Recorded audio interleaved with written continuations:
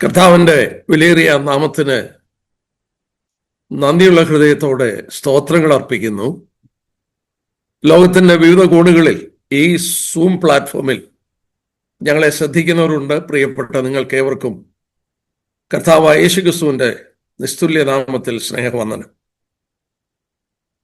നമ്മൾ ഓർത്തതുപോലെ നേരിട്ട് ഈ ക്ലാസ്സുകൾ എടുക്കാമെന്ന് കരുതി, എന്നാൽ ഒരു പ്രത്യേക സാഹചര്യത്തിൽ നമുക്കിങ്ങനെ കൂടാനായിട്ട് ദൈവം അനുവദിച്ചു. നമ്മുടെ വീടുകളിലും നമ്മളായിരിക്കുന്നിടത്തൊക്കെ സ്വസ്ഥമായിരുന്നുകൊണ്ട് ദൈവവചനം തുറന്നു വെച്ച് ദൈവവചനം ശ്രദ്ധിപ്പാൻ കർത്താവ് നമ്മളെ അനുവദിക്കുന്ന ഓർത്ത് സ്തോത്രം. 3 ദിവസത്തെ ക്ലാസ്സുകൾ എന്നോട് ചോദിച്ചപ്പോൾ എന്തോ മനസ്സിലൊരു പ്രേരണ തോന്നി 3 ന്യായവിധികളെ കുറിച്ച് എടുക്കുവാനായിട്ട്. എനിക്കറിയാം, ഈ പരിമിതമായ സമയം എൻ്റെ മുന്നിൽ ഓരോ മണിക്കൂറെ ഓരോ ജഡ്ജ്മെന്റിനെ കുറിച്ച് പറയാനായിട്ട് കിട്ടുകയുള്ളൂ. ഒരു 3-4 മണിക്കൂർ വെച്ച് എടുക്കേണ്ട ക്ലാസ്സുകളാണ് ഞാൻ രക്തചുരുക്കമായി ഓരോ മണിക്കൂർ കൊണ്ട് പറയാനായിട്ട് ഉദ്ദേശിച്ചിരിക്കുന്നത്. അതിൽ ദൈവജനം തെറ്റിദ്ധരിച്ചിരിക്കുന്ന വസ്തുതകളും വളരെ പ്രസക്തമായി മനസ്സിലാക്കേണ്ട വിഷയങ്ങളുമുണ്ട്. ഞാൻ അതിന് ഊന്നൽ കൊടുത്തുകൊണ്ട് ആ വിഷയങ്ങൾ കൂടുതൽ പരിശോധിക്കാം എന്ന് ഞാൻ ആഗ്രഹിക്കുകയാണ്. ഞാൻ ഒരു വാക്കുകൂടെ പറഞ്ഞോട്ടെ. ദൈവജനത്തെ ആധാരമാക്കി മാത്രമേ ഞാൻ സംസാരിക്കുള്ളൂ. ആർക്കെങ്കിലും ഞാൻ സംസാരിക്കുന്ന വിഷയങ്ങൾ കൂടുതൽ ക്ലാരിഫിക്കേഷൻ വേണം, എന്തെങ്കിലും ഡൗട്ട് ക്ലിയർ ചെയ്യണം, നിങ്ങൾക്ക് സ്വാതന്ത്ര്യമായി എന്നെ കോണ്ടാക്ട് ചെയ്യാം. ഞാൻ ആ സംശയങ്ങൾ ദൂരീകരിച്ച് തരാനായിട്ട് ശ്രമിക്കാം. ഞാൻ ഓർപ്പിച്ചു, ദൈവജനത്തെ ആധാരമാക്കാതെ ഞാൻ ഒരു കാര്യവും പറയില്ല. നിങ്ങൾ ഓർപ്പിച്ച പോലെ എത്രയോ മെസ്സേജുകളാണ്. ഞാൻ ഒരെണ്ണം പോലും യൂട്യൂബിൽ ഇട്ടിട്ടില്ല. എന്നാൽ സഹോദരന്മാർ റെക്കോർഡ് ചെയ്തിടുന്നതാണ്. യൂട്യൂബിൽ ഒരുപാട് മെസ്സേജ് കിടപ്പുണ്ട്. അത് അനേക വിഷയങ്ങളെക്കുറിച്ച് ക്ലാസ്സുകൾ എടുക്കുന്നത് സാധാരണ അവിടെ വെച്ച് റെക്കോർഡ് ചെയ്ത് അവർ യൂട്യൂബിൽ ഇടുന്നതാണ്. ഞാൻ നിങ്ങൾ ശ്രദ്ധിച്ചിട്ടുണ്ടെങ്കിൽ അറിയാം, വചനത്തെ ബേസ് ചെയ്ത് മാത്രമേ പറയുള്ളൂ. അതുകൊണ്ട് ഈ വിഷയവും ദൈവജനത്തെ ആധാരമാക്കി മാത്രം നമുക്ക് പരിശോധിക്കാനായിട്ട് ശ്രമിക്കാം. നമ്മൾ തിരഞ്ഞെടുത്ത വിഷയം മനുഷ്യനെ കാത്തിരിക്കുന്ന 3 ന്യായവിധികളെ കുറിച്ചാണ്. എന്തുകൊണ്ടാണ് ഈ വിഷയം തിരഞ്ഞെടുത്തത്? നമ്മൾ ഓരോരുത്തരും മനുഷ്യരെന്നുള്ള നമ്മൾ ഓരോരുത്തരും ഒരു ദിവസം അഭിമുഖീകരിക്കേണ്ട ന്യായവിധിയെക്കുറിച്ച് ദൈവം വ്യക്തമായി തിരുവചനത്തിൽ രേഖപ്പെടുത്തിയിട്ടുണ്ട്. ഒരു കുഞ്ഞ് അതിൻ്റെ മാതാപിതാക്കളോട് അക്കൗണ്ടബിളാണ്. ഒരു വിദ്യാർത്ഥി അധ്യാപകനോട് അക്കൗണ്ടബിളാണ്. ഒരു സ്കൂളിലെ അധ്യാപകർ പ്രിൻസിപ്പളിനോട് അക്കൗണ്ടബിളാണ്. ഒരു പട്ടാളത്തിലെ ഓരോരുത്തരും അവരുടെ ഹയർ റാങ്ക്സിനോട് അവർ അക്കൗണ്ടബിളാണ്. ഒരു രാഷ്ട്രത്തിലെ ജനങ്ങൾ അവരുടെ ഭരണകർത്താക്കളോട് അക്കൗണ്ടബിളാണ്. ദൈവം മനുഷ്യനെ സൃഷ്ടിച്ചു. ആ മനുഷ്യൻ ദൈവത്തോട് അക്കൗണ്ടബിളാണ്. ദൈവത്തോട് അക്കൗണ്ടബിൾ എന്ന് പറയുമ്പോൾ അവനെ ശ്രദ്ധിച്ചുകൊണ്ടിരിക്കുന്നു ദൈവം. ആ ദൈവത്തോട് കണക്ക് കൊടുക്കണം.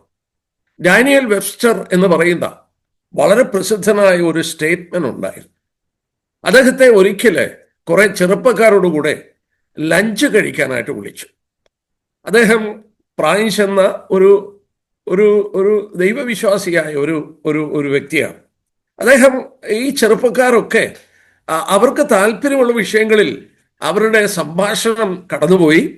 അവരന്യോന്യം ആ കാര്യങ്ങളൊക്കെ പറഞ്ഞിരിക്കുമ്പോൾ ഡാനിയൽ വെബ്സ്റ്ററിന് അതിൽ താല്പര്യമില്ലായിരുന്നു. അദ്ദേഹം കഴിക്കാനെടുത്തു വെച്ച പ്ലേറ്റിൽ തൻ്റെ വിരലുകൊണ്ട് ഇങ്ങനെ എഴുതിക്കൊണ്ടിരിക്കുകയാണ്. തന്നെ വിളിച്ച ഹോസ്റ്റ് ആതിഥേയൻ അദ്ദേഹം കൂടെ ഈ സംഭാഷണത്തിൽ ഉൾപ്പെടണം എന്ന് കരുതി ഡാനിയൽ വെബ്സ്റ്ററിനോട് ഒറ്റ ചോദ്യം ചോദിച്ചു. What is the greatest thought that has ever entered into your mind? അങ്ങയുടെ മനസ്സിലൂടെ കടന്നുപോയ ഏറ്റവും വലിയ ചിന്ത എന്താണെന്ന് ചോദിച്ചു. അദ്ദേഹം ഒരു സങ്കോചവും കൂടാതെ പറഞ്ഞ സെന്റൻസ് ഞാൻ കുറിച്ചു വെച്ചു. The most Solomon thought ever entered into my mind is that I should give an account of my life one day to God. എൻ്റെ മനസ്സിലൂടെ കടന്നുപോയ ഏറ്റവും ഗൗരവമേറിയ ചിന്ത എന്താണെന്ന് ചോദിച്ചാൽ ഞാൻ ഒരു ദിവസം ഒരിക്കൽ എൻ്റെ ദൈവത്തിൻ്റെ സന്നിധിയിൽ എൻ്റെ ജീവിത കണക്കുകളെ കൊടുക്കാൻ നിൽക്കും എന്നുള്ളതാണ്. നമ്മയും അത് ഭരിക്കേണ്ടത് ആവശ്യമാണ്. നമ്മൾ അതുകൊണ്ടാണ് ദൈവം ഇത് നമുക്ക് വെളിപ്പെടുത്തി തരികയും നമ്മളിത് വളരെ സൂക്ഷ്മമായി പരിശോധിക്കാൻ ആവശ്യമായിരിക്കുകയാണ്. ഞാൻ ഒന്ന് രണ്ട് വാക്യം ഒന്ന് വായിച്ചോട്ടെ.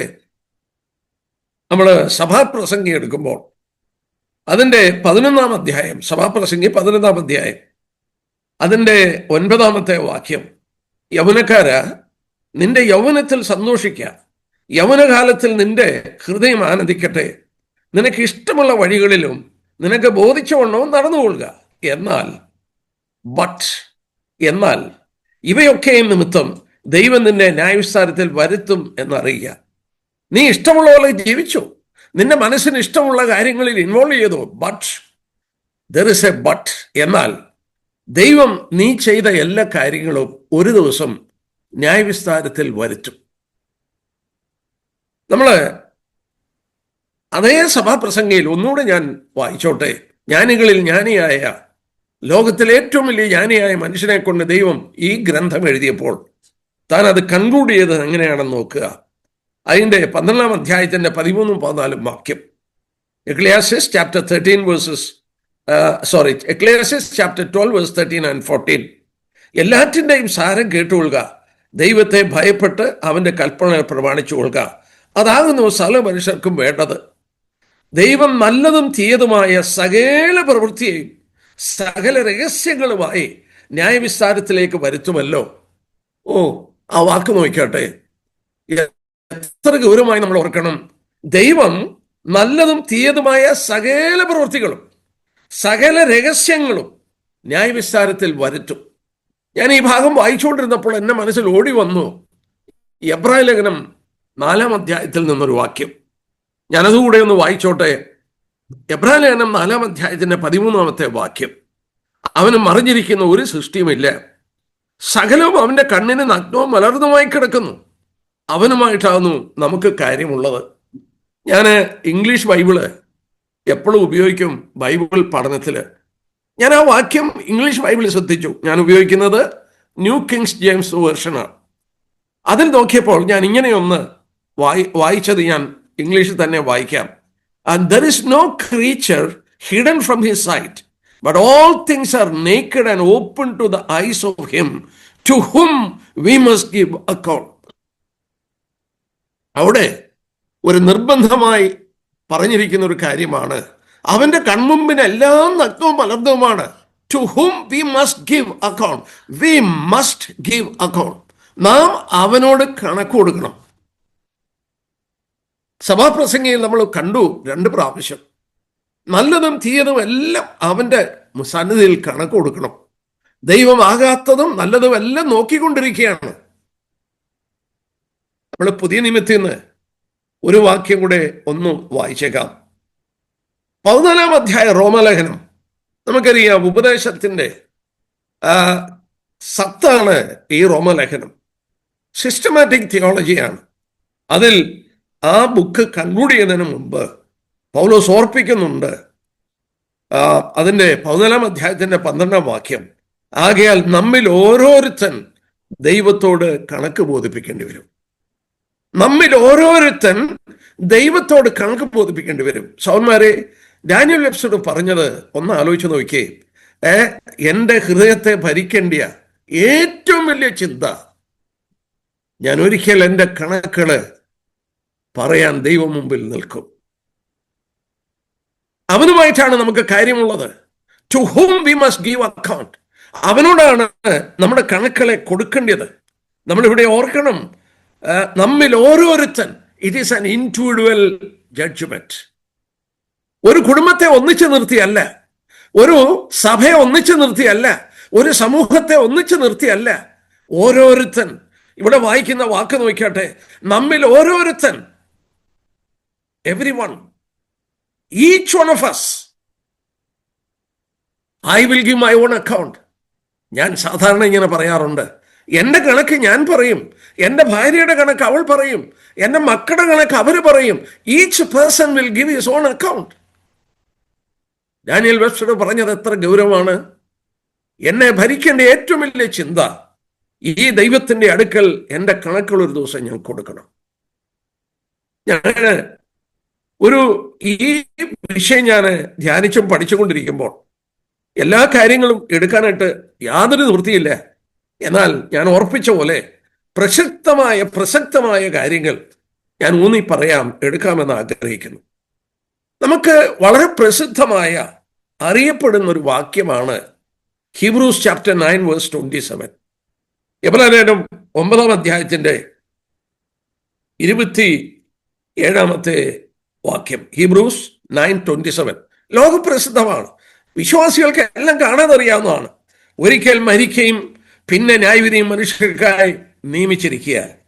ഇംഗ്ലീഷിൽ അത് വായിക്കുമ്പോൾ, and as it is appointed for men to die once, but after that the judgment. It is an appointment of God. ഞാൻ ഒരു അമേരിക്കൻ കമ്പനിക്ക് 16-17 വർഷം ജോലി ചെയ്തു. എൻ്റെ ജോലി ആളുകളുടെ അപ്പോയിൻമെന്റ് എടുക്കുകയാണ്. അപ്പോയിൻമെന്റ് എടുത്ത് അവരെ ആ സമയത്ത് ഞാൻ കാണുകയാണ്. ഒരു അപ്പോയിൻമെന്റ് എടുത്തു കഴിഞ്ഞാൽ we will meet each other at the appointed time. ആ സമയത്ത് രാജകുടുംബത്തിലുള്ളവരുടെ അടുക്കൽ വരെ ഞാൻ അപ്പോയിൻമെന്റ് എടുത്തിട്ടുണ്ട്. വളരെ പ്രിപ്പയർഡായി, വെൽ ഡ്രസ്ഡായി ഞാൻ അവരെ മീറ്റ് ചെയ്യാനായിട്ട് പോകുമ്പോൾ ആ അപ്പോയിന്റഡ് ടൈം അവരെനിക്ക് വേണ്ടി മാറ്റിവെക്കും. എന്നാൽ ചില സന്ദർഭങ്ങളിൽ മനുഷ്യൻ കൊടുക്കുന്ന അപ്പോയിൻമെന്റ് ഒക്കെ മാറ്റും. പക്ഷേ ഇത് ദൈവത്തിന്റെ അപ്പോയിൻമെന്റ് ആണ്. ഇറ്റ് ഈസ് ഗോഡ്സ് അപ്പോയിൻമെന്റ്. We have to meet him one day. You cannot postpone it. You cannot send another person for it. മറ്റൊരു വ്യക്തിയെ നിനക്ക് വേണ്ടി അയക്കുവാനോ നിനക്ക് അതിൽ നിന്ന് ഒഴിഞ്ഞു പോകുവാനോ സാധ്യമല്ല. നമ്മൾ വായിച്ചതുപോലെ നമ്മിൽ ഓരോരുത്തൻ, each one of us will give our own account to God one day. എന്നാൽ ഇത് ഞാൻ ശ്രദ്ധിച്ചുകൊണ്ടിരുന്നപ്പോൾ, എന്ന് പറഞ്ഞാൽ ഈ വാക്യം ഞാൻ ധ്യാനിച്ചുകൊണ്ടിരുന്നപ്പോൾ ഞാൻ അത്ഭുതകരമായി എനിക്കൊരു കാര്യം മനസ്സിലായി.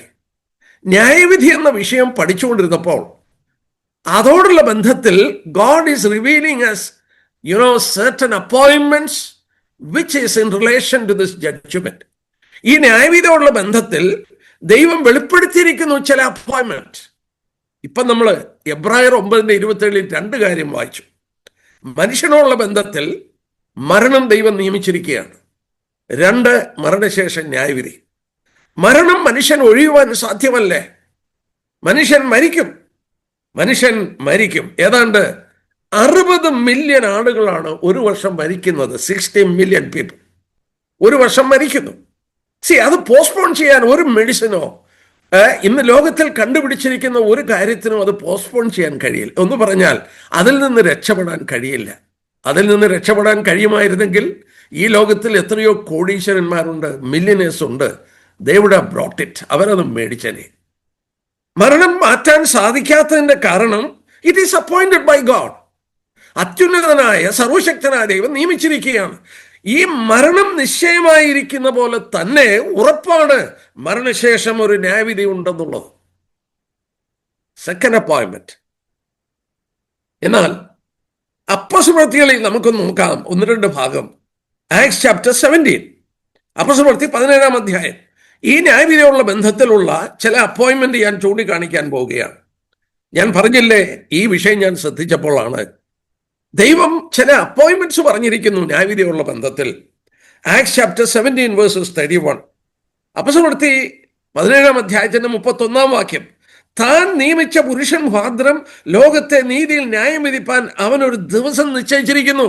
The Lord has appointed a day on which he will judge the world in righteousness by the man whom he has appointed. ഇവിടെ ഒരു കാര്യം പ്രത്യേകം നിശ്ചയമാണ്. നമ്മൾ ഓർത്തതുപോലെ മരണം നിശ്ചയമാണ്, because it is an appointment of God. മരിച്ചു കഴിഞ്ഞാൽ പിന്നെ ന്യായവിധി നിശ്ചയമാണ്. It is another appointment of God. ഇവിടെ നമ്മൾ വായിച്ചു, അവന് ലോകത്തെ നീതിയിൽ ന്യായം വിധിപ്പാൻ ഒരു ദിവസം നിശ്ചയിച്ചിട്ടുണ്ട്. ഒരുപാട് ദുഷ്ടന്മാരും ഒക്കെ ഉണ്ട് ഈ ഭൂമിയിൽ. ദൈവത്തെ വെല്ലുവിളിക്കുന്നവരുണ്ട്. പക്ഷെ ദൈവം ഇപ്പോൾ ഇടപെടുന്നില്ലേ?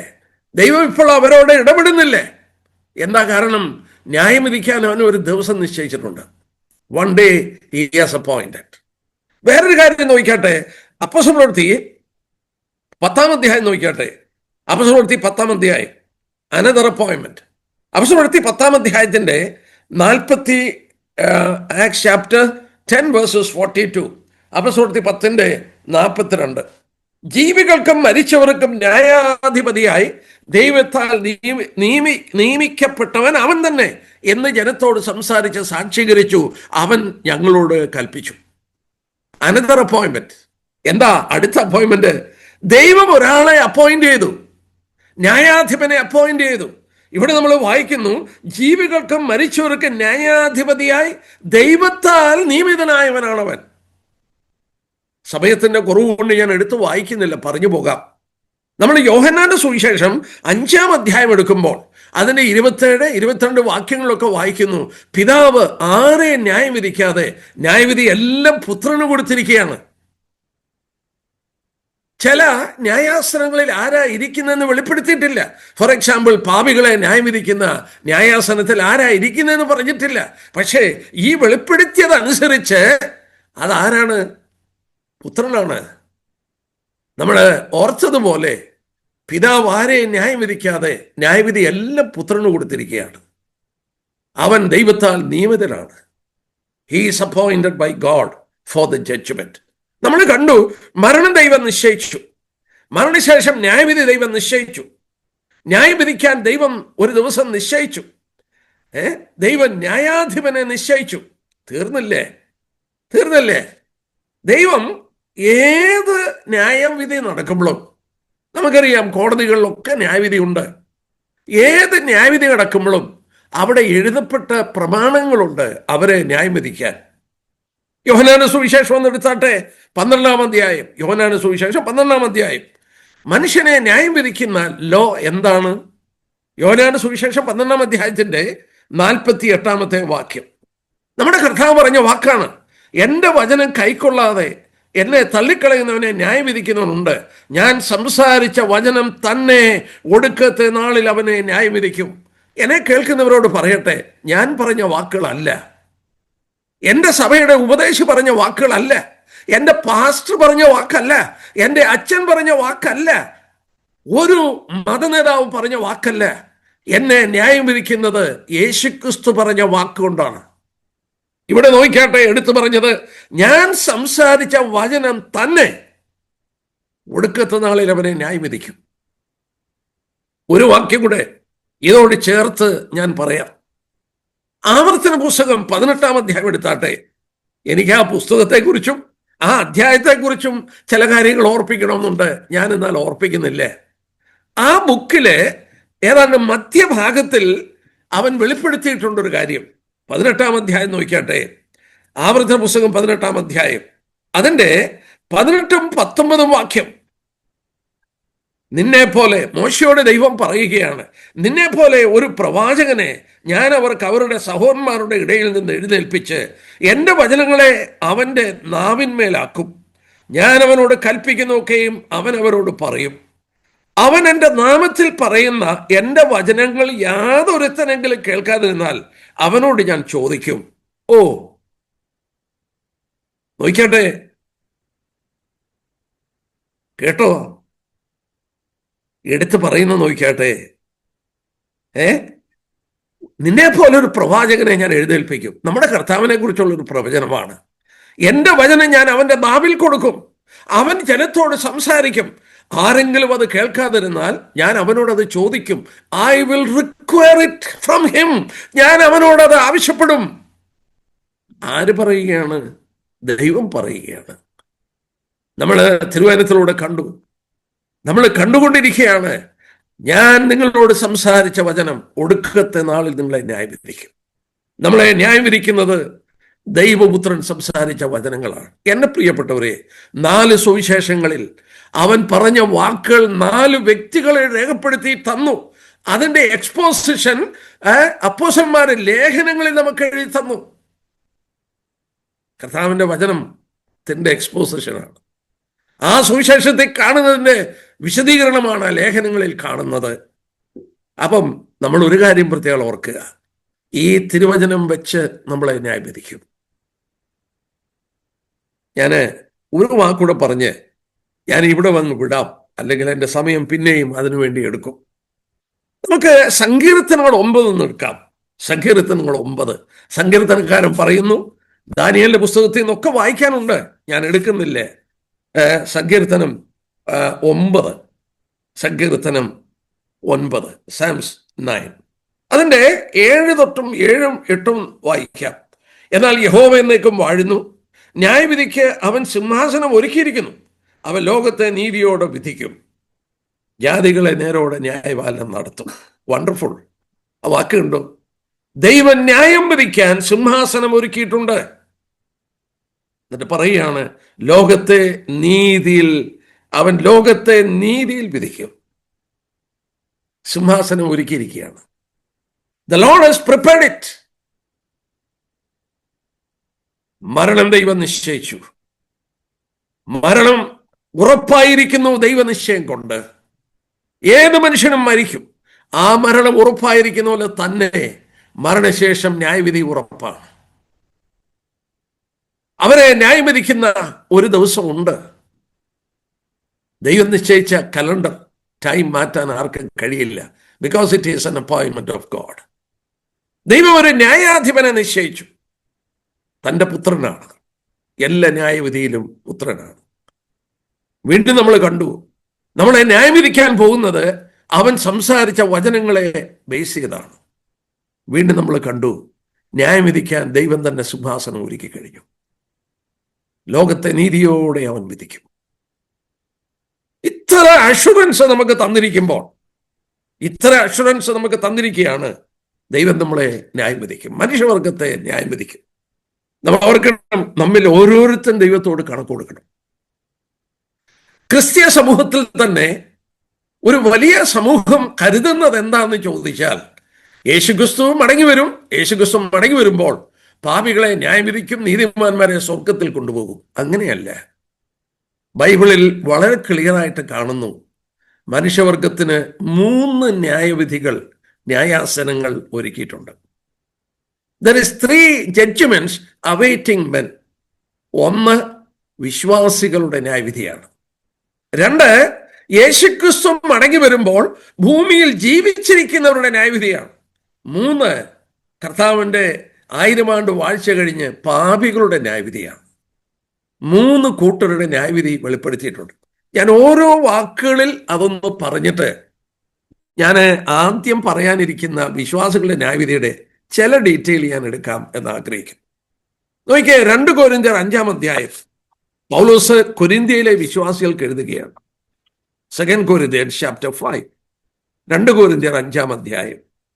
നമ്മൾ ഓർക്കുക, പൗലോസ് അത് വിശ്വാസികൾക്ക്, അതായത് കൊരിന്ത്യയിലെ വിശ്വാസികൾക്ക് എഴുതുകയാണ്.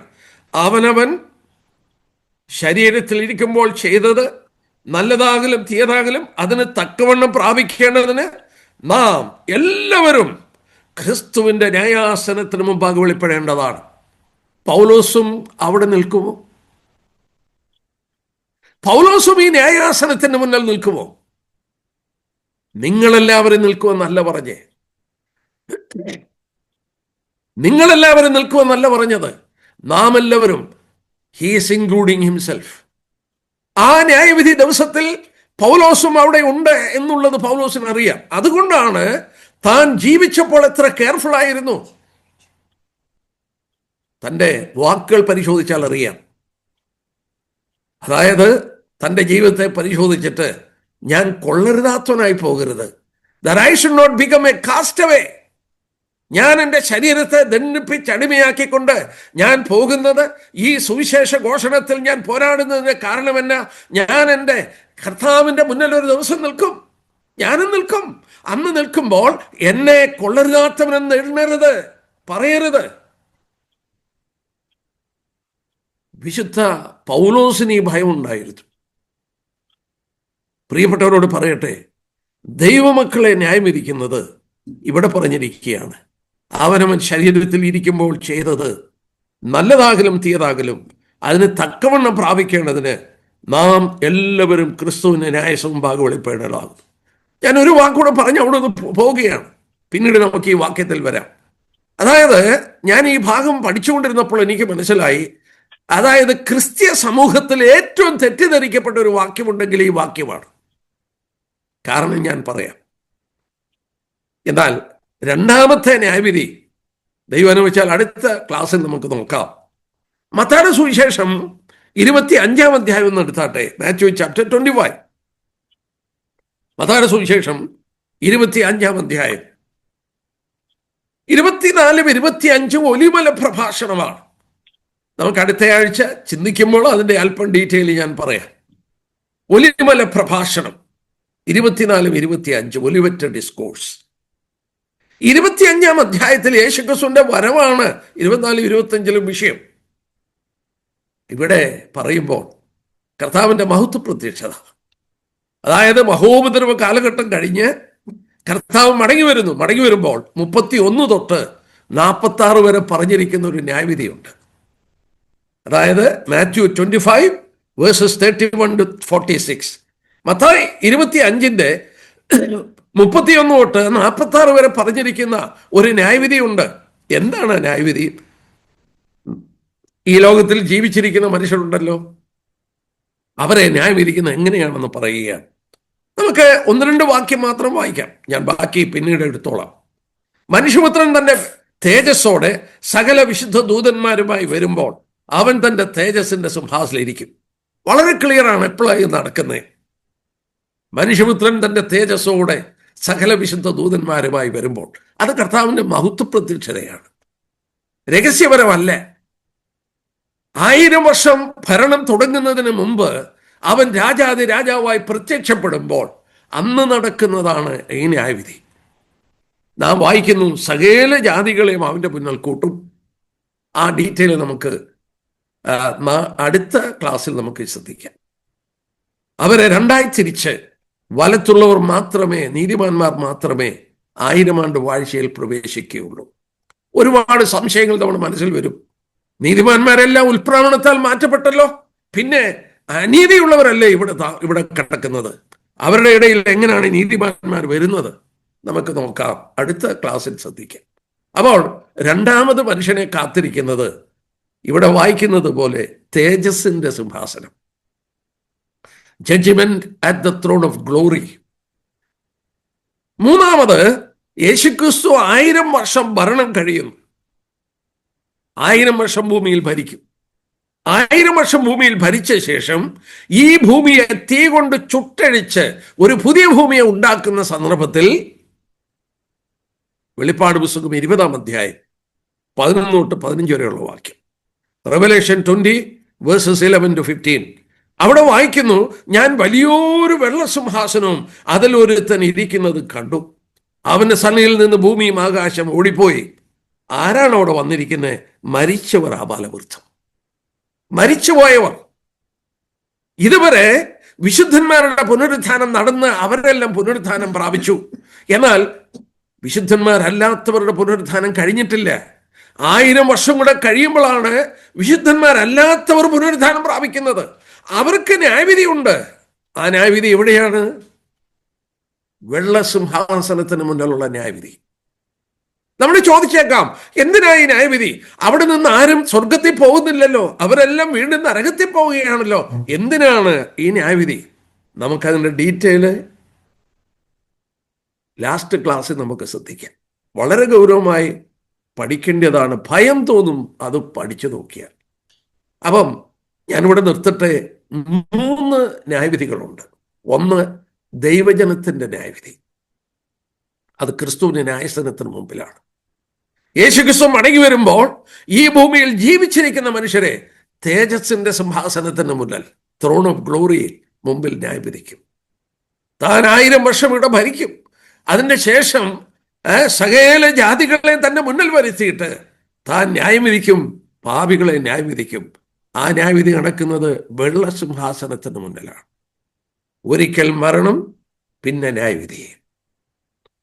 നിങ്ങൾ രക്ഷിക്കപ്പെട്ട വ്യക്തിയാണെങ്കിലും രക്ഷിക്കപ്പെടാത്ത വ്യക്തിയാണെങ്കിലും നിങ്ങളെ സൃഷ്ടിച്ച ദൈവത്തോട് കണക്ക് കൊടുക്കേണ്ടി വരും. നമുക്ക് ഇനി ശേഷിക്കുന്ന ഒരു അരമണിക്കൂറുണ്ട്. അരമണിക്കൂർ കൊണ്ട്, പരിമിതമായ സമയം കൊണ്ട് ഞാൻ ഇതിൽ പ്രസക്തമായ വിശ്വാസികളുടെ ന്യായവിധിയെക്കുറിച്ച് ചില കാര്യങ്ങൾ ഞാൻ ഓർപ്പിക്കാനായിട്ട് ആഗ്രഹിക്കുകയാണ്. ഞാൻ പറഞ്ഞു വളരെ ഡീറ്റെയിൽ ആയിട്ട് ഇത് പഠിക്കാൻ കഴിയുന്ന ഒരു ഭാഗമാണ്. എന്നാൽ ഒന്നാമത് ഞാൻ ഒരു കാര്യം പ്രത്യേകം ഓർപ്പിക്കട്ടെ. ഞാൻ പറഞ്ഞു ദൈവജനത്തെ ആധാരമാക്കി മാത്രമേ ഞാൻ പറയുള്ളൂ. ഇത് പഠിക്കാൻ തുടങ്ങിയപ്പോൾ എന്നെ ഒരുപാട് ആകുല ചിന്തയുള്ളവനാക്കി മാറ്റി.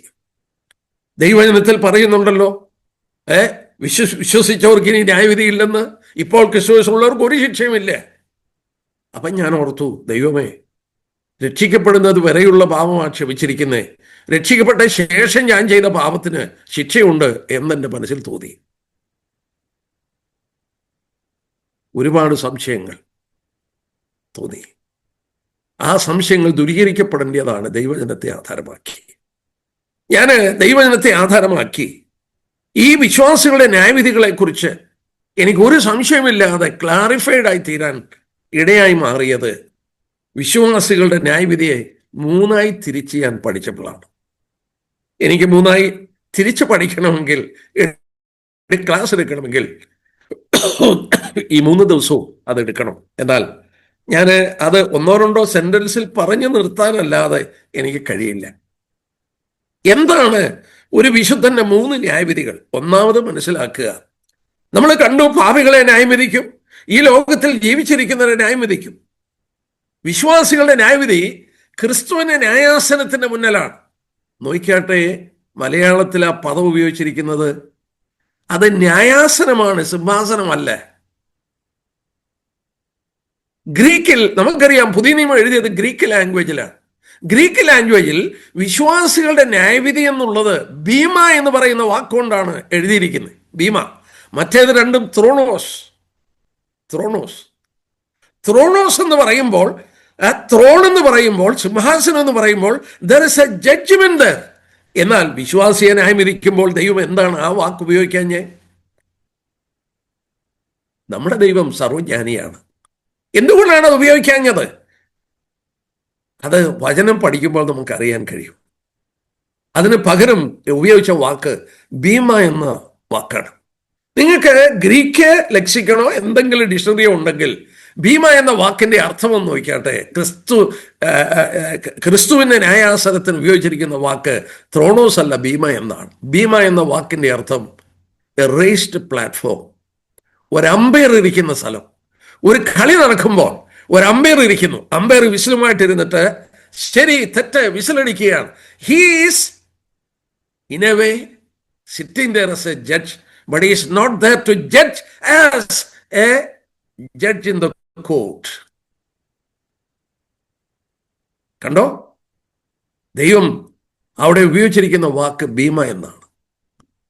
അതിന്റെ ആശയം നമ്മൾ ഓർക്കണം. വിശ്വാസികൾക്ക് ഇനി ശിക്ഷിക്കുന്ന ഒരു ശിക്ഷയില്ല ദൈവമക്കളെ. ഞാനത് പറയുമ്പോൾ ആരുടെ മുഖപക്ഷം നോക്കാതെ ഉള്ള സത്യം ഞാൻ അതുപോലെ പറയുകയാണ്. വിശ്വാസികളുടെ ന്യായവിധിയെ മൂന്നായി തിരിച്ചു പഠിക്കുന്നില്ലെങ്കിൽ ടോട്ടൽ കൺഫ്യൂഷൻ, ഡോക്ടറിനലി തെറ്റും ഒക്കെ പ്രശ്നമാകും. അതെന്താ ബ്രദറെ അങ്ങനെ പറയുന്നത്? പറയാം. വിശ്വാസികളുടെ ന്യായവിധിയെ മൂന്നായി തിരിക്കണം. വിശ്വാസികളുടെ ജീവിതത്തിൽ there is a past judgment as a sinner. ഒരു പാപി എന്ന നിലയിൽ കഴിഞ്ഞുപോയ ഒരു ന്യായവിധിയുണ്ട്. അവിടെയാണ് ഇപ്പോൾ ക്രിസ്തുവിനുള്ളവർക്ക് ഒരു ശിക്ഷയുമില്ല. അവൻ ചെയ്ത പാപങ്ങൾക്കെല്ലാം പരിഹാരമുണ്ട്. ഞാനൊരു കാര്യം ചോദിച്ചോട്ടെ, ഞാൻ രക്ഷിക്കപ്പെടുന്നതിന് മുമ്പ് പാപം ചെയ്തു, രക്ഷിക്കപ്പെട്ട ശേഷവും ചെയ്യാതിരിപ്പാൻ ശ്രമിച്ചിട്ടുണ്ട്, എൻ്റെ ജീവിതത്തിൽ പാപം വന്നിട്ടുണ്ട്. ഇതിന് പരിഹാരം എവിടെയാ? ഞാൻ പരിഹാരം കൊടുക്കണോ? ഞാനാണോ പരിഹാരം കൊടുക്കുന്നത്? കാൽവറി ക്രൂശാണ് പാപത്തിന്റെ പരിഹാരം.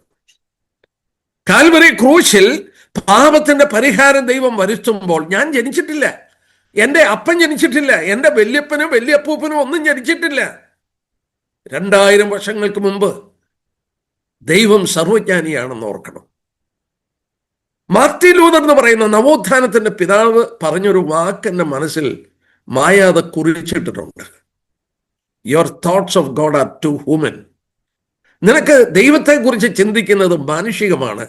Your thoughts of God are too human. God is God. You cannot understand God, how big he is and how great he is. നിന്റെ ചിന്തകൾ ദൈവത്തെക്കുറിച്ച് മാനുഷികമാണ്. You can think about him only in human terms. 2000 വർഷം മുമ്പ് എന്നെ തെരഞ്ഞെടുത്തപ്പോൾ, എന്നെ കണ്ടപ്പോൾ എൻ്റെ ജീവിതം ഒന്നും അവന് മറവല്ല. എന്തെല്ലാം കുറവുകൾ എൻ്റെ ജീവിതത്തിൽ വരും, അവന് മറവല്ല. ഞാൻ ഒന്നുകൂടെ ഊന്നി പറയട്ടെ, പത്രോസിനെ തെരഞ്ഞെടുത്തപ്പോൾ പരാഗിയാണയിട്ട് ഞാൻ നിന്നെ അറിയുന്നില്ലെന്ന് പറഞ്ഞ് പോകുമെന്നുള്ളത് കർത്താവ് അറിഞ്ഞിട്ട് തന്നെയാ തെരഞ്ഞെടുത്ത്. കർത്താവ് പറഞ്ഞില്ലേ, നീ എന്നെ 3 വട്ടം തള്ളി പറയും, നീ തിരിഞ്ഞു വന്ന ശേഷം നിൻ സഹോദരന്മാരെ ഉറപ്പിക്കണം. He knew that he is going to disown him. അവനെ തെല്ലിപ്പറയുമെന്നുള്ളത് കർത്താവിന് അറിയാം. അറിഞ്ഞുകൊണ്ടാണ് തെരഞ്ഞെടുത്തത്. എന്നെ കേൾക്കുന്ന സഹോദരി സഹോദരന്മാരോട് പറയട്ടെ, ജീവിതത്തിൽ കുറവുകൾ വന്നിട്ടുണ്ടായേക്കാം. അറിഞ്ഞുകൊണ്ട് തന്നെയാണ് തെരഞ്ഞെടുത്തത്. He knew it that will happen in my life. എൻ്റെ ജീവിതത്തിൽ സംഭവിക്കുമെന്ന് അറിഞ്ഞുകൊണ്ട് തന്നെയാണ് തെരഞ്ഞെടുത്തത്. പക്ഷേ അതിൻ്റെ പരിഹാരം ഞാനല്ല വരുത്തുന്നത്. എനിക്ക് പരിഹാരം വരുത്തുവാൻ നിവൃത്തിയില്ല. അതിൻ്റെ ശിക്ഷ എനിക്ക് അനുഭവിക്കാൻ ഒക്കില്ല. ഞാൻ പാപത്തിൻ്റെ ശിക്ഷ അനുഭവിച്ചാൽ ദൈവത്തിന് പാപത്തിന് തരാൻ ഒരു ശിക്ഷയുള്ളൂ. അതെന്താ ശിക്ഷ? പാപത്തിൻ്റെ ശമ്പളം മരണം. പാപം ചെയ്യുന്ന ദേഹി മരിക്കും. അത് നിത്യമരണമാണ്, നിത്യനരകമാണ്. ദൈവം അതെനിക്ക് തരുന്നില്ല. അത് തൻ്റെ പുത്രന് മേൽ കൊടുത്തു. കർത്താവ് ക്രൂശിൽ ശിക്ഷ അനുഭവിച്ചു നമുക്ക് വേണ്ടി. അവസാനം ക്രൂശിൽ വെച്ച് അവനൊരു വാക്ക് പറഞ്ഞു, സകലവും നിവൃത്തിയായി. ആ വാക്ക് കർത്താവ് ഉച്ചരിച്ചത് ഗ്രീക്ക് ഭാഷയിൽ ടെറ്റലാസ്തായി. ആ വാക്കിന് ആ കാലത്ത് വളരെ പ്രാധാന്യതയുണ്ട്. ഒരു ഫിനിഷ്ഡ് ട്രാൻസാക്ഷൻ പറയുന്നതാണ്. ഒരു ബിസിനസ് ട്രാൻസാക്ഷൻ കഴിയുമ്പോൾ പറയുന്നതാണ്. എന്നാൽ അതിലും പ്രാധാന്യത അർഹിക്കുന്നു. ആ കാലത്ത് റോമൻ ഭരണമാണ്. ഒരു കുറ്റവാളിയെ പിടിച്ചു, കുറ്റം ചെയ്ത ഒരുത്തനെ പിടിച്ചു, ജയിലിൽ അവനെ അടച്ചു. ജയിലിൽ കിടക്കണം 1 വർഷമല്ലേ 2 വർഷം. ആ ജയിൽ സെല്ലിന്റെ മുകളിൽ അവന്റെ പേരെഴുതി വെക്കും. അവൻ കിടക്കുന്ന പേരെഴുതി വെക്കും. അവൻ 2 വർഷം കിടക്കണം, അല്ലെ 1 വർഷം കിടക്കണം. അത് റോമൻ ലോയാണ്. അവൻ 1 വർഷം അവിടെ കിടന്നു, അല്ലെ 2 വർഷം കിടന്നു. അവൻ കിടന്നു കഴിയുമ്പോൾ അവന് ആ കിടക്കുന്ന ചുരുളിന്റെ കുറുകെ ഒരു വാക്കെഴുതും, ടെറ്റലാസ്തായി, ഇറ്റ് ഈസ് പെയ്ഡ്. അത് ചുരുട്ടിയിട്ട് ഈ ജയില് തുറന്ന് അവന്റെ കയ്യിൽ കൊടുക്കും. അവൻ സ്വതന്ത്രനായി. അവൻ തെറ്റ് ചെയ്തു, പക്ഷേ അവന് ഇനിയും ശിക്ഷിക്കാൻ കഴിയില്ല. റോമൻ നിയമം അനുസരിച്ച് അവനെ ഇനി ശിക്ഷിക്കാൻ കഴിയില്ല. ഒരു പാപത്തിന് ദൈവം 2 പ്രാവശ്യം ശിക്ഷിക്കില്ല. ഇത് പറയുമ്പോൾ ഓർക്കും, ഇങ്ങനെയാണെങ്കിൽ നല്ലതാണല്ലോ, എനിക്ക് ഏതായാലും ശിക്ഷയില്ല, എനിക്ക് എങ്ങനെ വേണേലും ജീവിക്കാമല്ലോ. രക്ഷയെക്കുറിച്ച് തെറ്റിദ്ധരിച്ചിട്ടുള്ളതുകൊണ്ടാണ് അങ്ങനെ പറയുന്നത്. ഒരുത്തൻ ക്രിസ്തുവിലായാൽ അവനൊരു പുതിയ സൃഷ്ടിയാകും. ഞാൻ രക്ഷിക്കപ്പെടുന്നതിന് മുമ്പ് പാപം ചെയ്യുക എന്ന് പറഞ്ഞാൽ എനിക്ക് വളരെ ഈസി ആയിരുന്നു. രക്ഷിക്കപ്പെട്ട് കഴിയുമ്പോൾ ദൈവാത്മാവ് എൻ്റെ ഉള്ളിലേക്ക് വന്നു. എനിക്ക് പാപം ചെയ്യുന്നത് സ്ട്രെയിനാണ്. ഞാൻ പാപം ചെയ്യുമ്പോൾ എൻ്റെ സമാധാനം നഷ്ടപ്പെടും. എനിക്ക് സ്വസ്ഥതയില്ലാത്തവനാകും. ഞാൻ ആ പാപം ഏറ്റുപറഞ്ഞ് ഉപേക്ഷിക്കുന്നത് വരെ, ദൈവത്തോട് കൂട്ടായ്മയിലേക്ക് മടങ്ങി വരുന്നത് വരെ എനിക്ക് സ്വസ്ഥമായി പാർക്കാൻ കഴിയില്ല. ഓർക്കണം, ഒരു വിശ്വാസിക്ക് ഒരു പുതിയ സൃഷ്ടിയാക്കി അവനെ തീർക്കുകയാണ്. കണ്ടാൽ സകലവും പുതുതാകും. A new creation. Behold, everything has become new. വിശുദ്ധിയെ സ്നേഹിക്കും, ദൈവത്തെ സ്നേഹിക്കും, ദൈവവചനം സ്നേഹിക്കും. അങ്ങനെ രക്ഷിക്കപ്പെട്ടു എന്നുള്ളതിന് തെളിവുണ്ട്. യോഹന്നാൻ തൻ്റെ ലേഖനത്തിൽ എഴുതിയിട്ടുണ്ട്, 7 തെളിവുണ്ട്. നമ്മൾ രക്ഷിക്കപ്പെട്ടവരാണോ എന്നറിയാൻ. എന്നെ പ്രിയപ്പെട്ടവരോട് ഞാൻ പറയട്ടെ, അങ്ങനെയാണെങ്കിൽ പലരും പറയുന്ന പോലെ എങ്ങനെ വേണേലും ജീവിക്കാമല്ലോ. ഇവിടെയാണ് വിശ്വാസിയുടെ 2ാമത്തെ ന്യായവിധി. ഒരു പുത്രൻ എന്ന നിലയിൽ നടക്കുന്ന ന്യായവിധി. പാപി എന്ന നിലയിൽ അവന്റെ ന്യായവിധി കഴിഞ്ഞുപോയി. ഇപ്പോൾ ക്രിസ്തുവിനുള്ളവർക്ക് ഒരു ശിക്ഷയില്ല. ഇന്ന് അവൻ ദൈവത്തിന്റെ പുത്രനായ ശേഷം ഒരപ്പൻ മക്കളോട് ഇടപെടുന്ന പോലെ അവൻ ഇടപെടും. ഒരപ്പൻ മക്കളോട് ഇടുന്ന പോലെ ഇടപെടും. അതിന് പറയുന്ന പേരാണ് ബാലശിക്ഷ. ബാലശിക്ഷ ബാലശിക്ഷ പാപികൾക്കില്ല. ബാലശിക്ഷ പാപികൾക്കില്ല, ബാലന്മാർക്കേ ഉള്ളൂ, അവന്റെ മക്കൾക്കേ ഉള്ളൂ. ഞാൻ ഒരു വാക്യമെങ്കിലും ഒന്ന് എടുത്തോട്ടെ. എബ്രായലേഖനം 12-ാം അധ്യായം ഒന്ന് എടുത്താട്ടെ. എബ്രായലേഖനം 12-ാം അധ്യായം. ദൈവവചനം വളരെ ശക്തമായി നമ്മളെ പഠിപ്പിക്കുന്ന ഒരു ഭാഗമാണിത്. എബ്രായലേഖനം 12-ാം അധ്യായത്തിന്റെ 8-ാമത്തെ വാക്യം നോക്കിയാട്ടെ. ഹീബ്രൂസ് 12:8. നമുക്ക് ഒരു കാര്യം ചെയ്യാം, 7 തൊട്ട് വായിക്കാം. 7 തൊട്ട് വായിക്കാം, അല്ലെങ്കിൽ വേണ്ട, 5 തൊട്ട് വായിക്കാം. മകനെ, കർത്താവിന്റെ ശിക്ഷ നിരസിക്കരുത്, അവൻ ശാസിക്കുമ്പോൾ മുഷിയരുത്. കർത്താവ് താൻ സ്നേഹിക്കുന്നവരെ ശിക്ഷിക്കുന്നു, താൻ കൈക്കൊള്ളുന്ന ഏത് മകനെയും തല്ലുന്നു എന്നിങ്ങനെ മക്കളോടെന്ന പോലെ നിങ്ങളോട് സമ്പാദിക്കുന്ന പ്രബോധനം നിങ്ങൾ മറന്നു കളഞ്ഞുവോ? നിങ്ങൾ ബാലശിക്ഷ സഹിച്ചാൽ ദൈവം മക്കളോട് എന്ന പോലെ നിങ്ങളോട് പെരുമാറുന്നു. അപ്പൻ ശിക്ഷിക്കാത്ത മകൻ എവിടെയുള്ളൂ? അടുത്ത വാക്യം അണ്ടർലൈൻ ചെയ്ത് സൂക്ഷിക്കുക. എല്ലാവരും പ്രാപിക്കുന്ന ബാലശിക്ഷ കൂടാതിരിക്കുന്നെങ്കിൽ നിങ്ങൾ മക്കളല്ല, കൗലടയനാണ്. അപ്പൻ ശിക്ഷിക്കാത്ത മകൻ എവിടെയുള്ളൂ? അപ്പൻ ശിക്ഷിക്കാത്ത മകൻ എവിടെയാണുള്ളത്? താൻ കൈക്കൊള്ളുന്ന ഏത് മകനെയും ശിക്ഷിക്കും. ആ ശിക്ഷയുടെ പേരാണ് ബാലശിക്ഷ. ദൈവം ഒരു പാപിയെ ഇന്ന് അങ്ങനെ ശിക്ഷിക്കുന്നില്ലേ? പാപിയായി ശിക്ഷിക്കാൻ ഒരു ദിവസം നിശ്ചയിച്ചിട്ടുണ്ട്. എന്നാൽ ബാലശിക്ഷ മക്കൾക്കാണ് ഇവിടെ രേഖപ്പെടുത്തിയിരിക്കുന്ന. കണ്ടോ, മകനെ മകനെ മകനെ എന്ന് വിളിച്ചുകൊണ്ട് കർത്താവിന്റെ ശിക്ഷ നിരസിക്കരുത്, താൻ കൈക്കൊള്ളുന്ന ഏത് മകനെയും ശിക്ഷിക്കുന്നു. എന്നാൽ എല്ലാവരും പ്രാപിക്കുന്ന ബാലശിക്ഷ കൂടാതിരിക്കുന്നെങ്കിൽ നിങ്ങൾക്കിതൊന്നും കിട്ടുന്നില്ല. നിങ്ങൾക്ക് പാപവും ചെയ്യാം, ഇങ്ങനെ ജീവിക്കാം. പലരെക്കുറിച്ചും ആളുകൾ ചോദിക്കുന്ന ചോദ്യം, ബ്രദറെ, അദ്ദേഹം ഇങ്ങനെയൊക്കെ ജീവിക്കുന്നു, അദ്ദേഹത്തിന് ഒരു കുഴപ്പമില്ലല്ലോ. ഈ വാക്യം അനുസരിച്ച് അദ്ദേഹം ഒരു വിശ്വാസിയല്ല. ഞാനല്ല പറയുന്നത്, ഈ വാക്യം പറയുന്നു എല്ലാവരും പ്രാപിക്കുന്ന ബാലശിക്ഷ കൂടാതിരിക്കുന്നെങ്കിൽ മകനല്ല, കൗലടയാണ്. What does it mean? എന്താണ് അതിന്റെ അർത്ഥം? കൗലട എന്നുള്ള വാക്കിന്റെ അർത്ഥം അപ്പന് ജനിക്കാത്ത മകനാണ്. ഞാനൊരു തെളിവ് തരാം. ജാരസന്തതിയിൽ മനോഹരമായൊരു തെളിവ് തരാം. പഴയ നിയമത്തിൽ ജെരമ്യാ പ്രവചനം ഒന്ന് എടുത്താട്ടെ. 48-ാം അധ്യായം. ജെരമ്യാ പ്രവചനം 48-ാം അധ്യായം. എനിക്ക് വളരെ സന്തോഷം തോന്നിയ ഒരു വാക്യമാണ്. ജെരമ്യാ പ്രവചനം 48-ാമത്തെ അധ്യായം.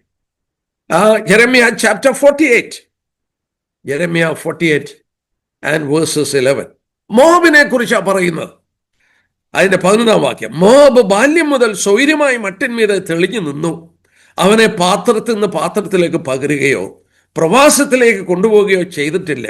അതുകൊണ്ട് അവന്റെ സ്വാദ് അവനിൽ തന്നെ ഇരിക്കുന്നു, അവന്റെ മണം പോയിട്ടുമില്ല. എന്തോ ദൈവം പറയുന്നത്? ആരെക്കുറിച്ചാ പറയുന്നത്? മോവാബ്. ആരാ ഈ മോവാബ്? എങ്ങനെയാണ് മോവാബരും അമ്മോനരും ജനിച്ചത്? നമുക്കറിയാം, കൗലടയനാണ്, ജാരസന്തതിയാണ്. ലോത്തിന് പെൺമക്കളിൽ ജനിച്ച 2 മക്കളാണ് മോവാബ്യരും അമ്മോന്യരും. ദൈവം അവരോട് ഇടപെടുന്നില്ല. നിങ്ങളൊന്ന് ആലോചിച്ച് നോക്കി. ഈ മോവാബ് ചെയ്തതിന്റെ നോക്കുക, അത്രയും പാപമൊന്നും യഹൂദന്മാർ ചെയ്തിട്ടില്ല. യഹൂദന്മാർ ചെയ്തതിനെക്കാട്ടിൽ എത്രയോ ഇരട്ടി പാപമാണ് ഈ മോവാബ്യർ ചെയ്തതിനേക്കാൾ ഇരട്ടി പാപങ്ങൾ മോവാബ്യർ ചെയ്തിട്ടുണ്ട്. ദൈവം മോവാബ്യരെ ശിക്ഷിക്കുന്നില്ല, അടുത്തുള്ള യഹൂദനെ എന്തിനാ ശിക്ഷിക്കുന്നേ? പുറപ്പാട് ദിവസം 4-ാം അധ്യായത്തിൽ എന്താ വായിക്കുന്നത്? ഇസ്രായേൽ എൻ്റെ പുത്രൻ, എൻ്റെ ആദ്യജാതൻ. മോശയോട് പറഞ്ഞു, ഫറവോനോട് ചെന്ന് പറയുക, ഇസ്രായേലിന്റെ പുത്രൻ, എൻ്റെ ആദ്യജാതൻ. മക്കളാണ്. 4000 വർഷ ചരിത്രത്തിൽ 2800 വർഷമെങ്കിലും അന്യരുടെ അടിമകളായി, അല്ലെങ്കിൽ അവർ പ്രവാസത്തിൽ കഴിച്ചുകൂട്ടി. ശിക്ഷയാണ്. പാപം ചെയ്തപ്പോൾ അവരെ ശിക്ഷിച്ചു. എന്നാൽ ഈ മോവാബിനെയോ ദൈവം പറയുന്നു, അവൻ പാത്രത്തിൽ ഇങ്ങനെ തെളിഞ്ഞു നിൽക്കുക, അവനെ ഒരു പാത്രത്തിൽ നിന്ന് മറ്റൊരു പാത്രത്തിലേക്കൊന്നും പകർന്നിട്ടില്ല, അതുകൊണ്ട് അവന്റെ സ്വാദ് അവനിൽ തന്നെ ഉണ്ട്. ഇത് പാപികളുടെ ചിത്രമാണ്, കൗലടയുടെ ചിത്രമാണ്.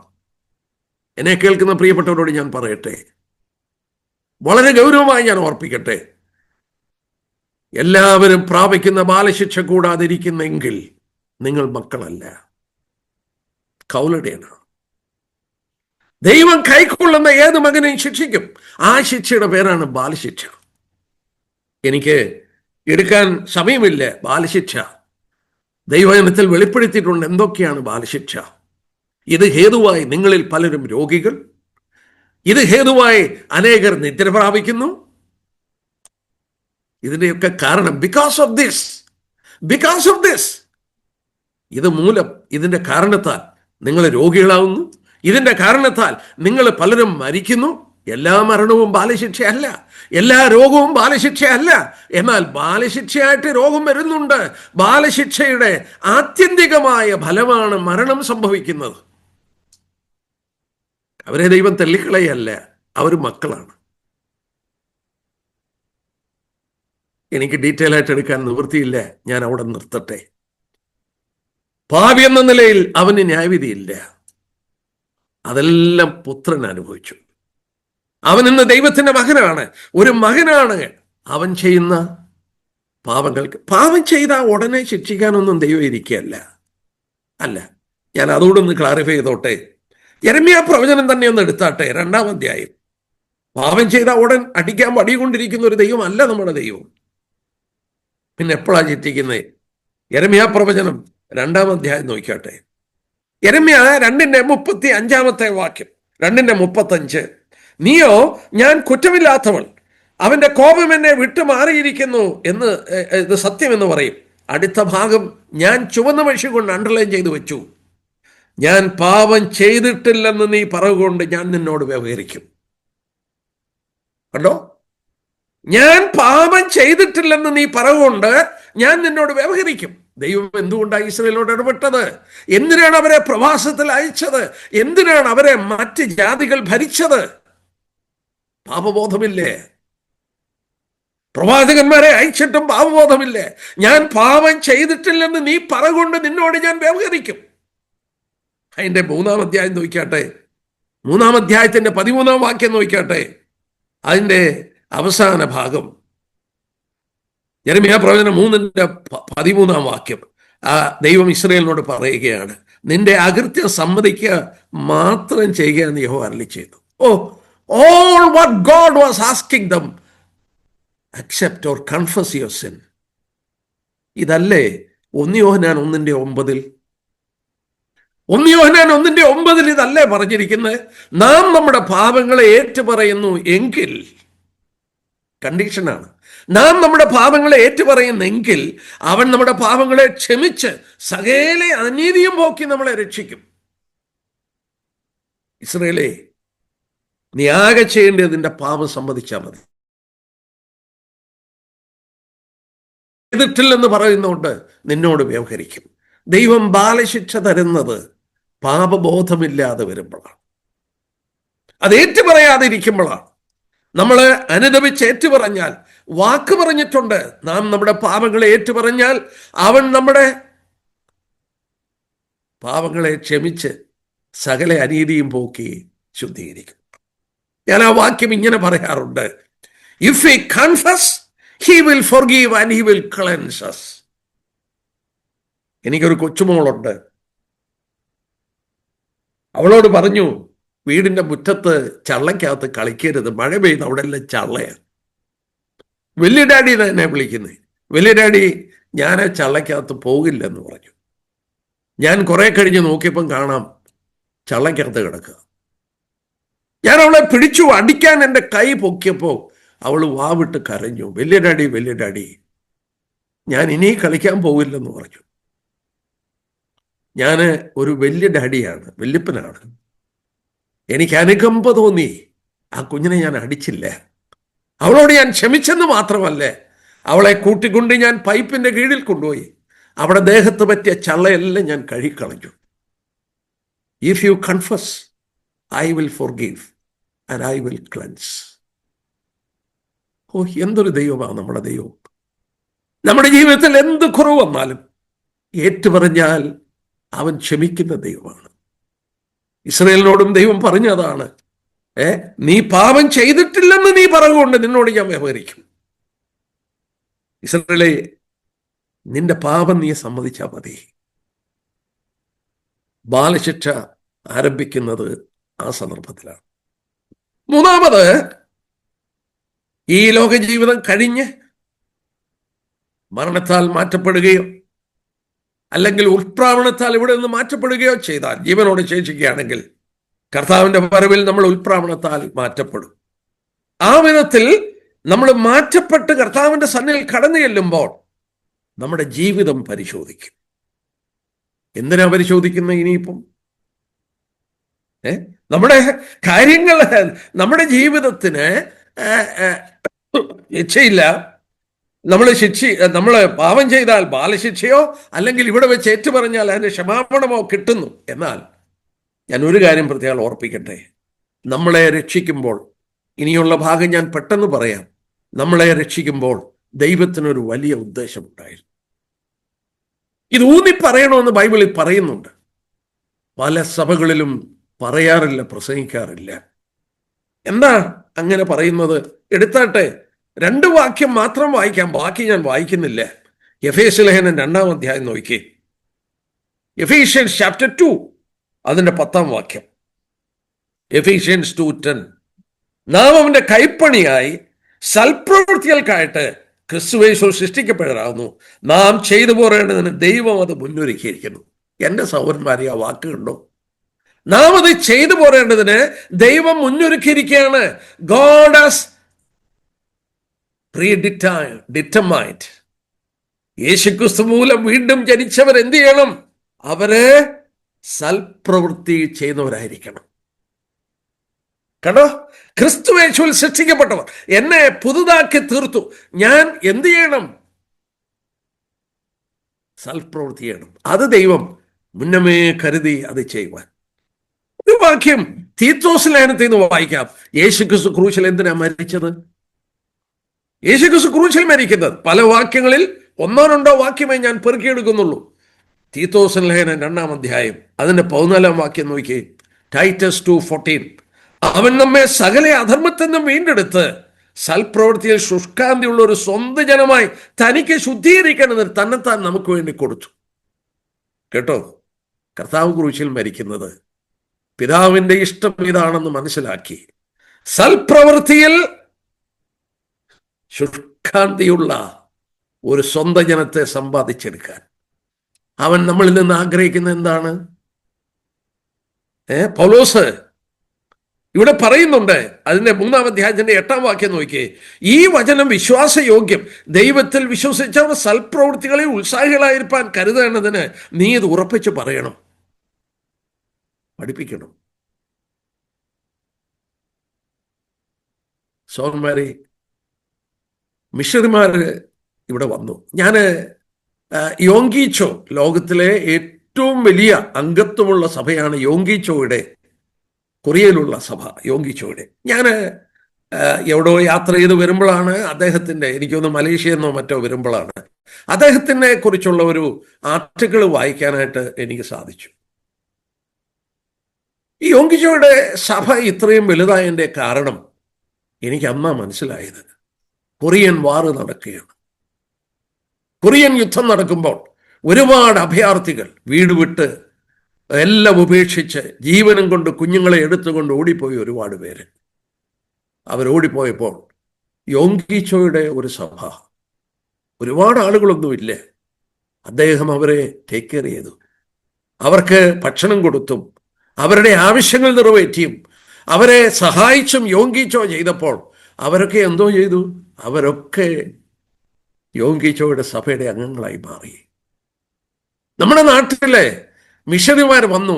ആദ്യം അവരെന്താ ചെയ്തത്? നമുക്ക് വിദ്യാഭ്യാസം കൊണ്ടുവന്നു, നമുക്ക് ഭക്ഷണങ്ങൾ കൊണ്ടുവന്നു, നമ്മളെ പല കാര്യങ്ങൾ അവർ പഠിപ്പിച്ചു. സുവിശേഷവും അതോടുകൂടെ വന്നു. ലോകത്തിലാകമാനം അങ്ങനെ കടന്നുപോയി. കർത്താവ് ആഗ്രഹിക്കുന്ന കണ്ടോ? ദൈവത്തിൽ വിശ്വസിച്ചവർ സൽപ്രവൃത്തികളിൽ ശുഷ്കാന്തിയുള്ളവരാകണം. ദൈവത്തിന് മഹത്വം ഉണ്ടാകുന്ന പ്രവൃത്തികൾ ചെയ്യണം.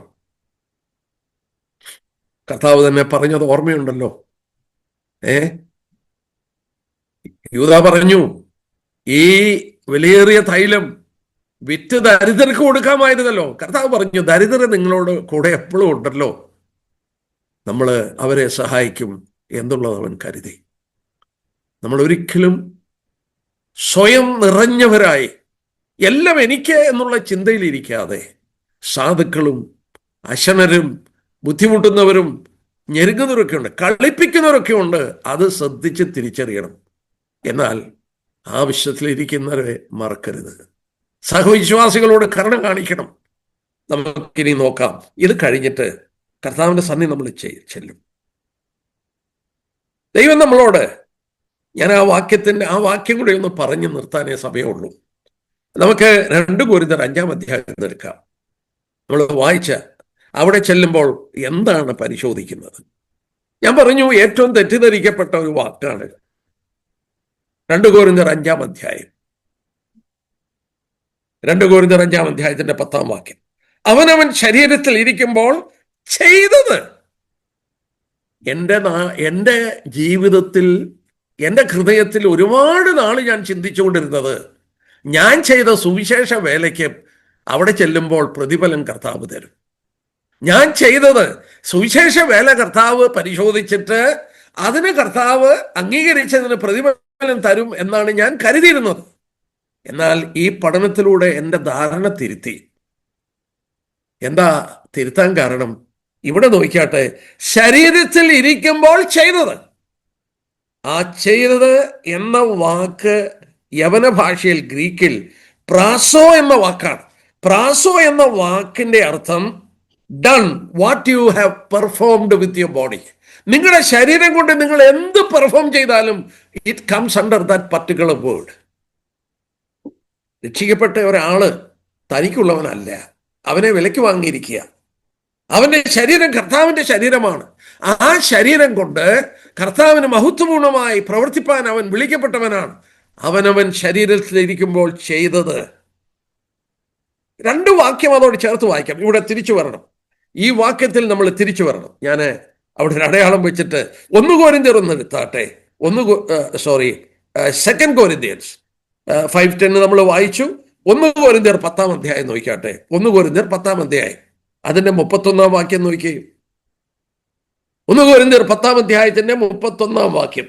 ആകയാൽ therefore നിങ്ങൾ തിന്നാലും കുടിച്ചാലും എന്ത് ചെയ്താലും അവനവൻ ശരീരത്തിൽ ഇരിക്കുമ്പോൾ ചെയ്തത്. ഇവിടെ പൗലോസ് പറയുന്നത് കണ്ടോ?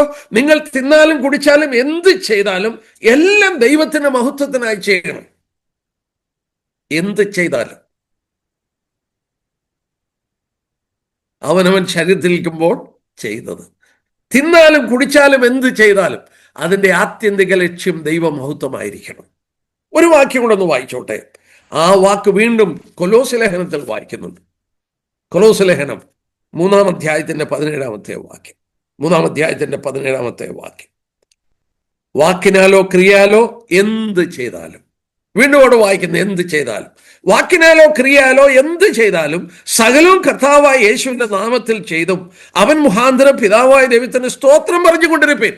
നിങ്ങൾ എന്ത് ചെയ്താലും, വാക്കിനാലോ ക്രിയാലോ, നിങ്ങൾ തിന്നാലോ കുടിച്ചാലോ എന്ത് ചെയ്താലും നിങ്ങൾ ദൈവമഹത്വത്തിനു വേണ്ടി ചെയ്യണം.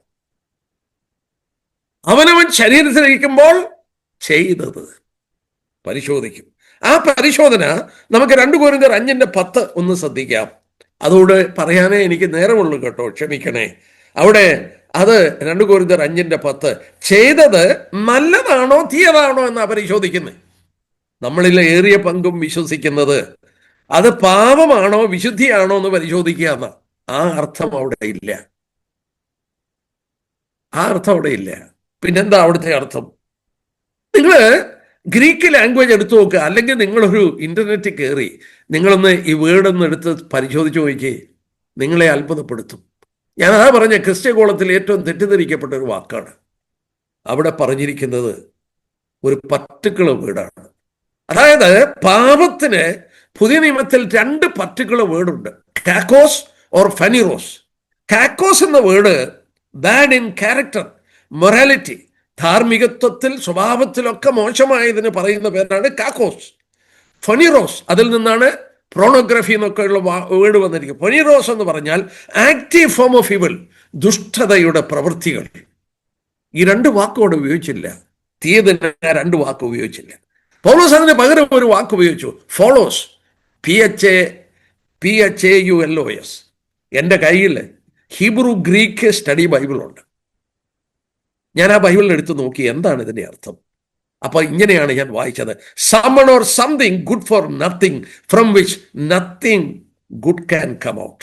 Unimportant, undistinguished.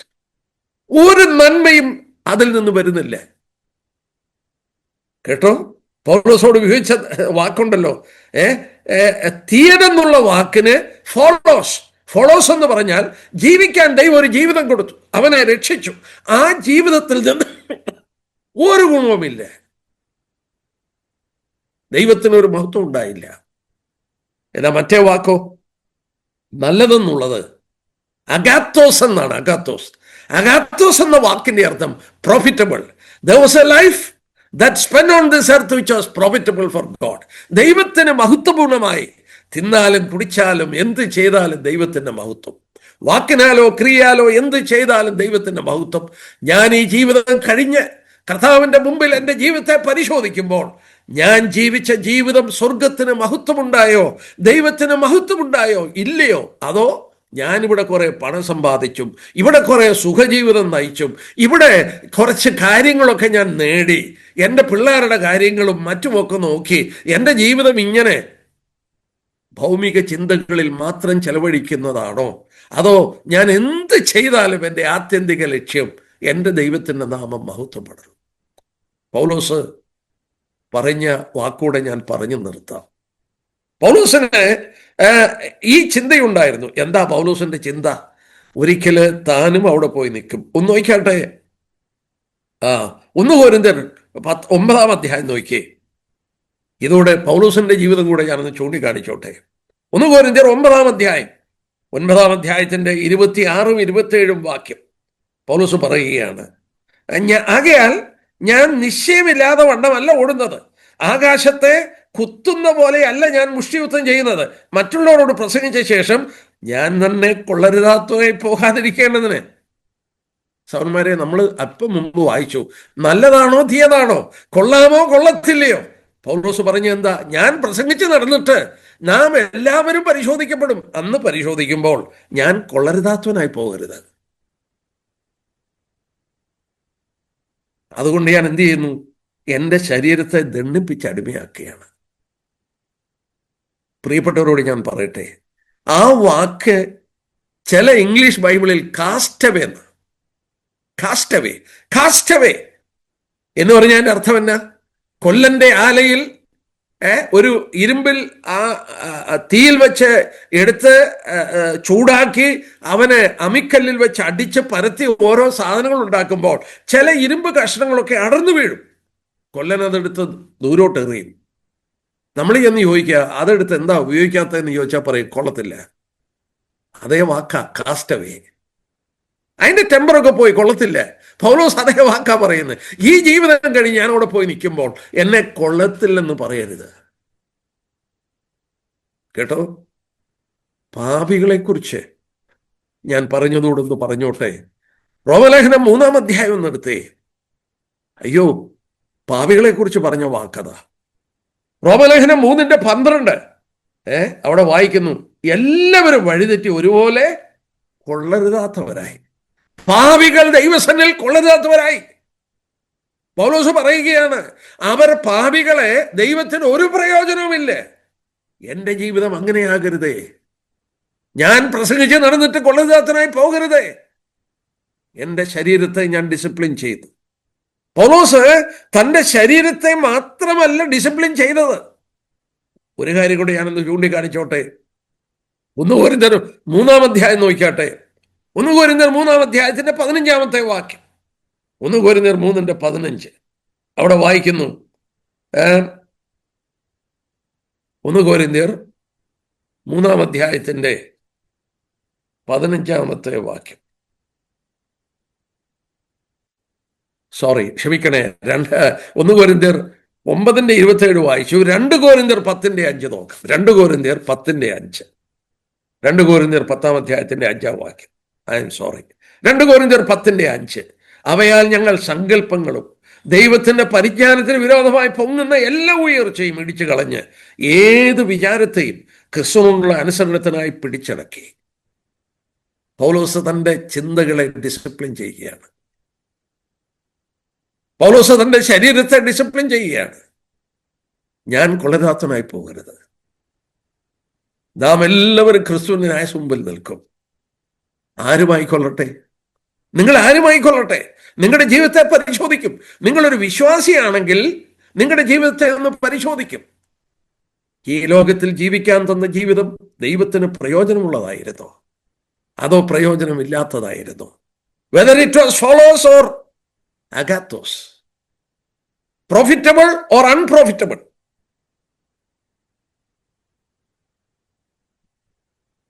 സൗർമാരെ, നമ്മളെ ശിക്ഷിക്കുന്ന ശിക്ഷ ഇനിയില്ല. കാരണം നമ്മുടെ കർത്താവ് ആ ശിക്ഷ അനുഭവിച്ചു. ഞങ്ങളെ കേൾക്കുന്നവരുടെ കൂട്ടത്തിൽ ആരെങ്കിലും അവരുടെ രക്ഷയെക്കുറിച്ച് ഉറപ്പില്ലെങ്കിൽ ഒരു കാര്യം ഓർക്കുക: ക്രിസ്ത്യ ജീവിതം പോലെ അനുഗ്രഹിക്കപ്പെട്ട ഒരു ജീവിതം, ക്രിസ്ത്യ ജീവിതം പോലെ സന്തോഷകരമായ ഒരു ജീവിതം, ക്രിസ്ത്യ ജീവിതം പോലെ സമാധാനമുള്ളൊരു ജീവിതം, വിലയുള്ളൊരു ജീവിതം വേറെയില്ല. ആ ക്രിസ്തുവിനെ നിങ്ങളുടെ രക്ഷകനും കർത്താവുമായി സ്വീകരിച്ച് നിങ്ങൾ രക്ഷിക്കപ്പെട്ടൊരു വ്യക്തിയാണെങ്കിൽ നിങ്ങൾക്കിനി ശിക്ഷിക്കപ്പെടുന്ന ഒരു ശിക്ഷയില്ല. എന്നാൽ ബാലശിക്ഷയിലൂടെയൊക്കെ നമ്മളെ കടത്തിക്കൊണ്ടുപോകും. അതൊക്കെ നമ്മുടെ നന്മയ്ക്കാ. കാരണം നമ്മൾ ബാലന്മാരാണ്. അവന്റെ മക്കളാകിയാൽ അങ്ങനെ ഇടപെടും. പാപിയോട് ഇടപെടത്തില്ല. മോബിനോട് ദൈവം ഇടപെട്ടില്ല. യഹൂദനോട് ദൈവം ഇടപെട്ടു. ഇസ്രായേൽ എൻ്റെ പുത്രനാണ്. ഞാൻ എൻ്റെ വാക്കുകൾ ഇവിടെ നിർത്തുന്നു. നമ്മൾ ധന്യരാണ്, ഭാഗ്യശാലികളാണ്. യേശു ക്രിസ്തുവിൽ വിശ്വസിച്ച് രക്ഷിക്കപ്പെട്ടതിൻ്റെ കാരണം നമ്മളെ ശിക്ഷിക്കുന്ന ശിക്ഷകളെല്ലാം മാറി. നമ്മുടെ ജീവിതത്തെ പൂർണ്ണമായി കണ്ടുകൊണ്ട് നമ്മളെ തിരഞ്ഞെടുത്തപ്പോൾ നമ്മുടെ ജീവിതത്തിൽ എന്തെങ്കിലും കുറവുകൾ നാം ഏറ്റുപറഞ്ഞാൽ ക്ഷമിക്കും. മനഃപൂർവ്വം ദൈവസന്നിധിയിൽ ഹൃദയത്തെ കഠിനപ്പെടുത്തുകയാണെങ്കിൽ, ഇസ്രായേലിനോട് പറഞ്ഞു, ഞാൻ പാപം ചെയ്തിട്ടില്ലെന്ന് നീ പറയുകൊണ്ട് നിന്നോട് വ്യവഹരിക്കും. അങ്ങനെ സംഭവിക്കാതിരിപ്പാൻ വിനയപ്പെടുക. കർത്താവേ, എന്തെങ്കിലും കുറവുണ്ടെങ്കിൽ എന്നെ മനസ്സിലാക്കി തരണം. നമ്മളൊന്ന് ഏറ്റുപറഞ്ഞാൽ മതി. അവൻ ക്ഷമിക്കാത്ത ഒരു പാപവുമില്ല. അത് ദൈവമക്കളുടെ അനുഗ്രഹമാണ്. എന്നാൽ രക്ഷിക്കപ്പെടാത്തവർക്ക് നിത്യ ശിക്ഷയാണ്. കർത്താവ് നമ്മെ സഹായിക്കട്ടെ. നിങ്ങൾ ആരായാലും മരണം കഴിഞ്ഞാൽ ന്യായവിധി നിശ്ചയമാണ്. നമ്മൾ കണ്ടു, it is an appointment of God. No one can alter that appointment God has established. ദൈവം വെച്ചിരിക്കുന്ന ഈ അപ്പോയിന്റ്മെന്റിനെ ആർക്കും മാറ്റാൻ കഴിയില്ല. ദൈവം നിങ്ങളെ സഹായിക്കട്ടെ. നമുക്ക് അടുത്ത ദിവസം ശനിയാഴ്ച വീണ്ടും ഒന്നിച്ചു കൂടി തുടർന്ന് പഠിക്കാം. അവന്റെ വലിയ നാമം മഹത്വപ്പെടുമാറാകട്ടെ. ആമേൻ.